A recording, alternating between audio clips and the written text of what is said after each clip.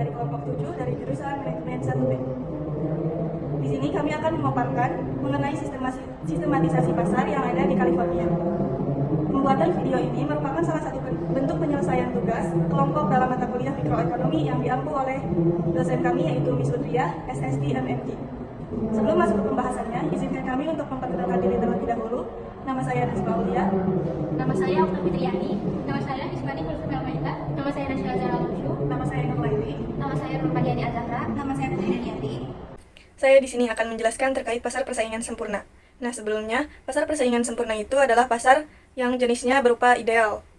Dikatakan seperti itu karena yang pertama, banyak penjual dan pembeli, tidak ada satupun yang dapat mengendalikan harga. Kemudian yang kedua itu ada produk homogen, dikarenakan barang atau jasa yang dijual oleh si penjual itu mempunyai kualitas atau produk yang sama. Kemudian yang ketiga itu ada informasi yang sempurna. Semua pihak memiliki informasi yang sempurna di sekitaran pasar. Kemudian, ciri-ciri utama dari pasar persaingan sempurna itu sendiri ada 4. Yang pertama yaitu banyaknya pelaku, karena pelaku sangat mempengaruhi faktor pada pasar persaingan sempurna ini. Kemudian yang kedua itu produk serupa, seperti yang telah saya sebutkan sebelumnya, pada pasar persaingan sempurna ini banyak ditemukan produk yang sempurna di setiap penjual. Nah, kemudian para penjual atau pengusaha juga bebas keluar dan masuk. Kemudian yang terakhir itu adalah informasi terbuka, karena kan semua informasi yang terdapat pada pasar itu dapat diakses dengan mudah. Nah, kemudian saya akan menjelaskan terkait pasar persaingan sempurna yang ada di California. Pasar yang paling mendekati persaingan sempurna di California ini adalah pasar pertanian. Contohnya itu seperti penjualan buah-buahan dan sayur-sayuran. Dikarenakan banyak petani yang menjual produk buah-buahan atau sayur-sayuran yang hampir sama dengan penjual lainnya. Nah, kemudian harga itu sendiri ditentukan oleh permintaan dan penawaran dari si pembeli. Nah, kemudian nih, pasar persaingan sempurna di California ini memang mendekati model pasar persaingan sempurna. Akan tetapi, tidak ada pasar persaingan yang sempurna pada dunia nyata. Dikarenakan selalu ada faktor-faktor lain yang akan mempengaruhi kinerja pasar, seperti contohnya yaitu kualitas produk yang sedikit berbeda dari biasanya, yang sepenuhnya tidak simetris atau tidak selalu sama. Nah, pasar persaingan sempurna ini juga merupakan pasar yang ideal, seperti yang sudah saya jelaskan sebelumnya. Pasar persaingan sempurna ini jarang ditemukan, namun memahami konsep pasar persaingan sempurna ini sangat penting tentunya, terutama bagi para perusahaan produksi. Termasuk penting untuk pasar pertanian yang berada di California. Kemudian efisiensi harga yang terjangkau dan inovasi. Kemudian tantangan dalam pasar persaingan sempurna ini adalah diferensiasi produk, hambatan masuk pasar, dan ketidaksempurnaan informasi. Nah, meskipun pasar persaingan sempurna ini memiliki informasi yang terbuka luas, pasar persaingan sempurna tersebut juga dapat mempunyai kekurangan. Nah, contohnya itu seperti ketidaksempurnaan informasi. Nah, kemudian ada contoh lain pada persaingan pasar sempurna yang mendekati pasar di California, yaitu industri makanan dengan banyak tentunya produsen yang masih dapat dibilang kecil. Kemudian di sini saya akan menjelaskan juga terkait kurva persaingan pasar sempurna. Seperti yang tertera pada gambar, marginal cost, kurva biaya marginal, menunjukkan tambahan biaya yang dikeluarkan untuk membuat suatu unit tertentu atau mengeluarkan suatu unit tertentu. Bentuk kurva marginal cost yang berbentuk U adalah karena hukum hasil yang semakin menurun. Nah, kemudian pada awalnya, ketika produksi ditingkatkan, biaya marginal akan cenderung menurun, dikarenakan adanya efisiensi produk. Namun, ketika sudah mencapai titik tertentu, biaya marginal akan meningkat seperti dikarenakan oleh faktor-faktor kapasitas produksi yang terbatas, biaya tenaga kerja lembur, dan lain sebagainya. Kemudian yang kedua itu ada average cost. Kurva biaya rata-rata menunjukkan bahwa biaya rata-rata unit per produksinya. Kemudian bentuk kurva average cost ini sendiri juga sama seperti marginal cost, yaitu huruf U. Nah, akan tetapi posisinya akan berada di atas kurva marginal cost. Dikarenakan ketika marginal cost berada di bawah average cost, maka average cost akan terus menurun. Nah, sebaliknya juga, ketika marginal cost berada di atas, average cost akan berada di bawah. Nah, sebaliknya juga, ketika marginal cost berada di atas, average cost juga akan semakin meningkat. Nah, kemudian yang ketiga ini ada average variable cost. Nah, kurva biaya rata-rata ini menunjukkan biaya produksi rata-rata per unit. Biaya variabel yang berubah-ubah sesuai dengan tingkat produksinya, seperti biaya bahan baku tenaga kerja dan biaya langsung. Nah, kemudian bentuk kurva ini juga sama seperti marginal cost dan average cost, yaitu huruf U. Namun average variable cost ini selalu berada di bawah kurva AC atau average cost. Nah, kemudian kenapa kurva tersebut bisa berpotongan di titik-titik tertentu seperti itu?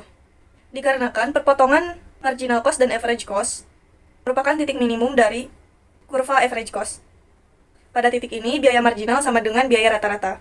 Nah, kemudian setelah titik ini, marginal akan lebih besar daripada biaya rata-rata, sehingga biaya rata-rata akan semakin meningkat.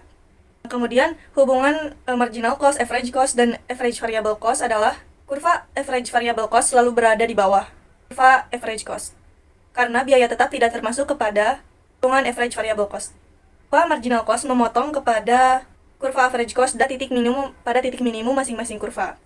Nah, kemudian juga bentuk-bentuk kurva ini memiliki implikasi yang sangat penting, terutama bagi perusahaan-perusahaan yang bekerja di bidang. Dan bentuk kurva-kurva ini juga akan memiliki implikasi yang sangat penting bagi perusahaan. Bab 2. Pasar persaingan tidak sempurna. Persaingan tidak sempurna merupakan struktur pasar di mana jumlah penjual lebih sedikit dibanding jumlah pembeli, yang menyebabkan penjual memiliki kekuatan harga untuk menentukan sebuah harga. Dalam pasar ini, produk yang dijual bisa berbeda-beda dan tidak ada barang-barang pengganti yang mudah ditemukan. Ciri-ciri utama meliputi yang pertama, ketidakseimbangan penjual dan pembeli. Jumlah penjual lebih sedikit memberikan mereka kekuasaan lebih dalam penetapan harga. Yang kedua, penjual menentukan harga. Penjual dapat menetapkan harga tanpa pengaruh signifikan dari pembeli. Dan yang ketiga, hambatan masuk sulit bagi penjual baru untuk memasuki pasar karena berbagai faktor, seperti biaya tinggi atau regulasi pasar. Persaingan tidak sempurna di California dapat dikategorikan sebagai persaingan monopolistik dan oligopoli. Dalam konteks pepaya California, pasar menunjukkan karakteristik banyak pedagang dengan sedikit kekuatan dalam penentuan harga serta adanya diferensi produk yang minimal. Sementara itu, di dalam industri kendaraan listrik, Tesla menghadapi penurunan pangsa pasar akibat meningkatnya persaingan dari produsen lain seperti Ford dan Hyundai. Assalamualaikum warahmatullahi wabarakatuh. Perkenalkan, nama saya Nurmadiani Ajahra. Di sini saya akan menjelaskan bab 2 tentang pasar monopoli. Apa sih pasar monopoli itu? Nah, pasar monopoli adalah struktur pasar di mana hanya ada satu penjual atau produsen yang menguasai seluruh pasar untuk suatu produk atau jasa tertentu. Dalam kondisi ini, penjual memiliki kontrol penuh atas harga dan pasokan, sehingga konsumen tidak memiliki pilihan lain selain membeli dari penjual tersebut. Selanjutnya ada ciri-ciri utama pasar monopoli. Yang pertama ada produsen tunggal, yang hanya ada satu penjual yang menguasai pasar. Yang kedua, tidak ada produk substitusi. Produk yang ditawarkan tidak memiliki pengganti yang dekat. Yang ketiga, ada kontrol penuh atas harga. Penjual dapat menetapkan harga sesuai keinginan. Yang keempat, ada hambatan masuk yang tinggi. Sulit bagi perusahaan baru untuk masuk ke pasar karena berbagai faktor, seperti biaya tinggi dan regulasi. Di California, salah satu contoh pasar monopoli adalah industri listrik, khususnya yang dikelola oleh perusahaan seperti Pacific Gas dan Electric dan Southern California Edison. Kedua, perusahaan ini mendominasi penyediaan listrik dan memiliki kekuatan untuk menetapkan harga karena tidak adanya pesaing langsung yang signifikan.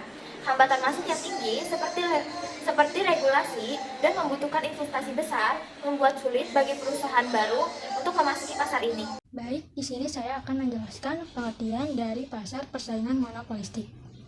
Nah, pasar persaingan monopolistik merupakan salah satu jenis dari pasar persaingan tidak sempurna. Pasar persaingan monopolistik merupakan struktur di mana banyaknya penjual dan pembeli yang menawarkan produk yang serupa, tapi ada perbedaan dari segi kualitas, bentuk, dan ukurannya. Dengan perbedaan ini akan menciptakan perbedaan yang sesungguhnya dari produk yang ingin kita beli. Adapun ciri-ciri yang terdapat di pasar monopolistik. Yang pertama, di pasar ini terdapat banyak perusahaan sehingga pada pembagian pasar atau market share menjadi relatif kecil. Yang kedua, adanya diferensiasi. Meskipun banyak penjual, setiap produsen akan memberikan sentuhan khusus pada produk mereka sehingga ada perbedaan yang signifikan. Yang ketiga, kemampuan menentukan harga. Produsen memiliki sedikit kemampuan untuk mempengaruhi harga di pasar, baik itu menurunkan maupun menaikkan harga. Keempat, persaingan non-harga. Ini lebih mengarah pada perusahaan yang bersaing melalui promosi iklan dan inovasi produk, bukan hanya harga. Di California, Pasar persaingan monopolistik dapat dijumpai di industri restoran dan kecantikan. Misalnya di industri restoran, ada banyak restoran yang menawarkan produk yang sama. Tetapi dengan adanya variasi menu, layanan, atau suasana akan menciptakan diferensiasi produk yang menarik bagi konsumen. Sedangkan di bidang kosmetik, ada berbagai merek yang dijual dengan kualitas dan kemasan yang berbeda, sehingga mereka dapat menerapkan harga suatu variasi dan tetap bersaing di pasar yang sama. Pembahasan selanjutnya adalah perhitungan dan kurva yang terjadi pada pasar persaingan monopolistik, yang digolongkan menjadi dua, yaitu jangka pendek dan jangka panjang. Pada jangka pendek, kurva tersebut sedikit miring dari kiri atas ke kanan bawah. Ini berarti bahwa elastisitas permintaannya lebih kecil dari elastisitas permintaan perusahaan persaingan sempurna, tetapi lebih besar dari elastisitas permintaan perusahaan monopoli. Kedua, jangka panjang. Gambar di atas menunjukkan bahwa PE adalah sama dengan biaya total rata. Yang ketiga ada pasar persaingan oligopoli. Pasar oligopoli adalah struktur pasar di mana hanya ada beberapa perusahaan besar yang mendominasi industri, sehingga menciptakan persaingan terbatas. Ciri-ciri pasar oligopoli yaitu: pertama, jumlah perusahaan terbatas. Hanya ada beberapa penjual yang menguasai pasar sehingga dikenal sebagai 3 besar atau 5 besar. Yang kedua, produk homogen. Produk yang ditawarkan bisa serupa atau memiliki perbedaan tertentu, mempengaruhi cara perusahaan bersaing. Yang ketiga, saling ketergantungan. Keputusan harga oleh satu perusahaan dapat mempengaruhi perusahaan lain, menciptakan dinamika persaingan yang kompleks. Yang keempat, hambatan masuk tinggi. Sulit bagi perusahaan baru untuk masuk ke pasar karena biaya tinggi dan persaingan yang ketat. Pasar oligopoli di California dapat dilihat dalam industri telekomunikasi dan industri penerbangan. Industri telekomunikasi, terdapat beberapa perusahaan besar seperti AT&T, Verizon, and T-Mobile yang mendominasi pasar. Mereka menawarkan layanan serupa dengan sedikit perbedaan, menciptakan persaingan yang ketat namun tidak sempurna. Industri penerbangan, maskapai seperti Southwest Airlines dan American Airlines menguasai pangsa pasar yang signifikan. Mereka saling mempengaruhi dalam penetapan harga dan layanan sehingga menciptakan dinamika oligopolistik di sektor ini. Bab 3. Pasar faktor produksi. Pasar faktor produksi adalah pasar yang mempertemukan penjual dan pembeli. Faktor-faktor produksi yang diperlukan untuk kegiatan produksi.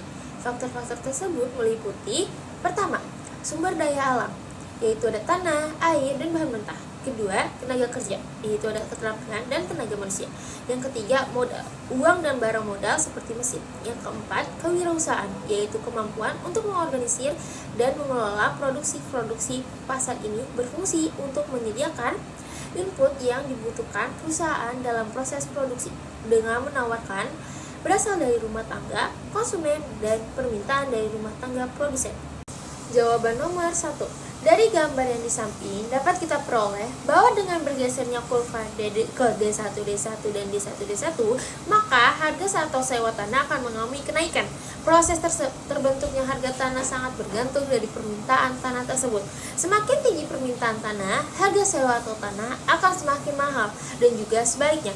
Ada beberapa teori yang mencoba menjelaskan penyebab sewa tanah, yaitu teori kesuburan asli tanah, teori perbedaan kesuburan tanah, teori letak tanah, teori harga derivasi tanah. 2. Dari kita lihat bahwa kurva penawaran tenaga kerja selalu bertambah sesuai dengan laju pertumbuhan penduduk, sehingga kurva penawaran bergeser ke kanan menjadi S1 seiring dengan ditemukannya teknologi baru. Pada kurva permintaan tenaga kerja pertambahan penawarannya lebih besar dari permintaan, sehingga upah atau WG yang diberikan mengalami penurunan dari W ke W1.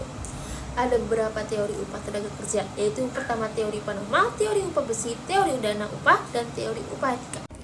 Baik, saya akan membacakan bab 4, contoh struktur pasar yang ada di beberapa negara. Berikut adalah contoh struktur pasar yang ada di beberapa negara. Yang pertama, pasar monopoli. Indonesia, perusahaan listrik negara (PLN) menguasai penyediaan listrik. Amerika Serikat, di beberapa daerah perusahaan seperti Comcast menguasai layanan kabel. 2. Pasar oligopoli. Indonesia, industri rokok dengan beberapa pemain besar seperti gudang garam dan jarum. Jepang, pasar otomotif didominasi oleh Toyota, Honda, dan Nissan. Yang ketiga, persaingan monopolistik. Indonesia, industri restoran dengan banyak pilihan tetapi sedikit perbedaan dalam menu. Amerika Serikat, pasar kosmetik dengan berbagai merek yang menawarkan produk serupa namun berbeda dalam branding. Yang kelima, persaingan. Dan yang terakhir atau yang kelima, persaingan sempurna. India, pasar pertanian untuk produk seperti beras dan sayuran, di mana banyak petani bersaing dengan produk yang homogen.